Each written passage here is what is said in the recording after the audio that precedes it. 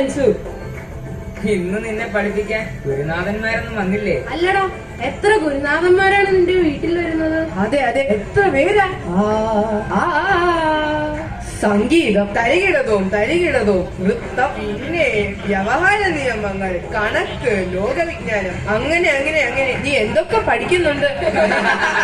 മൻസൂർ, വലുതാണ് അറിവ്.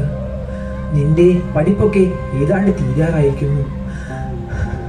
മുൻപോട്ടുള്ള ജീവിതത്തിന് ആവശ്യമായ അറിവൊക്കെ നീ നേടിയിട്ടുണ്ടെന്നാണ് എന്റെ വിശ്വാസം. എല്ലാം ഉണ്ടായത് പരമകാരുണികനായ ദൈവത്തിന്റെ അനുഗ്രഹം കൊണ്ടാണെന്ന് നീ മറക്കരുത്.